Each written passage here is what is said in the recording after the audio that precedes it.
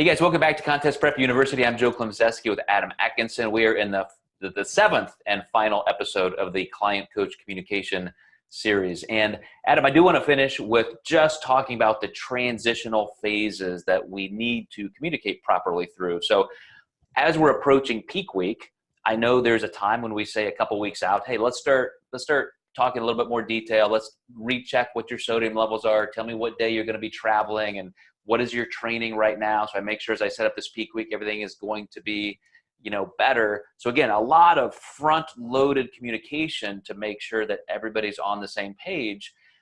But then we also want to communicate about what are you going to do after the contest? What are you going to do the next day? What are you going to do the next week? Are we in between contests, or is this off season, or is this goodbye? There are all kinds of transition conversations to have. And as a coach, again, it takes you constantly thinking through every client individually, why they're even there with you, what their goals are, where they are in their schedule, not your schedule, and just having that self-awareness with them. So anything in that little spiel jog your mind in terms of how you handle that differently to make sure the client experiences are the best they can be? Yeah, I think that's going to be real different upon like first-time competitors versus people maybe who have competed before. But now I start thinking about a new girl. She actually competes next weekend. She'll absolutely know who I'm talking about when she hears this podcast. But she's just extremely type A, and even though she's competed multiple times, I'm basically going to have to kind of almost treat her as a beginner because she just wants to know everything, the reason why. She wants to know what time I'm going to text her back. And you know what? I love that because that tells me how important this whole process is to her. And, sometimes we have people who I think at some point just stop caring, and she's really excited about the process. So just letting her know kind of more so what to expect up front. And that's important to her. So, I think I do it per client. I always have standards. So I typically send like a peak week manual that tells clients kind of like what to expect that week. I even tell them kind of like, here's what I'm seeing and here's why I'm making this change.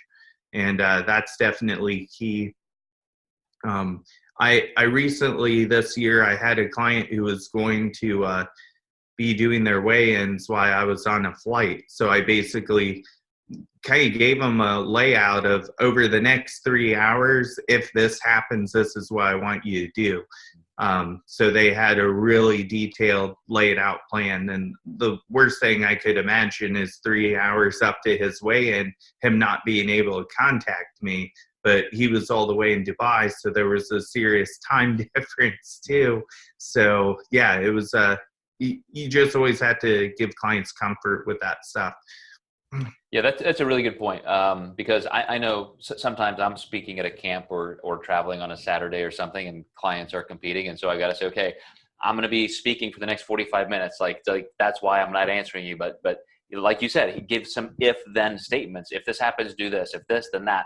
But definitely, I'll be back with you in an hour or so. But do you have a process when you have clients making those transitions? Like, hey, your peak week is here. Here's all this rollout, but do you instantly say, okay, now make sure as part of the peaking plan, here's what you do that night, the next day? Or is it just client by client and need by need? It's really pretty standard in terms of what I'm expecting from them in terms of check-ins. Here's the pictures I want you to send and just some additional data that goes along with it. There are times, though, I might actually increase that communication. We might even do like, if I think you're going to be on stage at 2, let's see photos at 2 and see how you look. So when I devise that show day plan, it's similar to that. And we kind of know what to expect versus guessing. Yeah. And so, guys, as a way to just wrap up this whole series, I will say this. Remember, in the coaching client communication relationship, it's two people. And so, I had a gentleman reach out to me just last week who said, "Hey, Joe, you're probably not going to remember me, but you worked with me like 10 years ago, and here's where I am now. I got married, I had kids now, and I have a question for you." And I said, "Well, first of all, yeah, heck yeah, I remember you." And I was happy. Like, he was afraid that he wasn't even welcome to ask a question.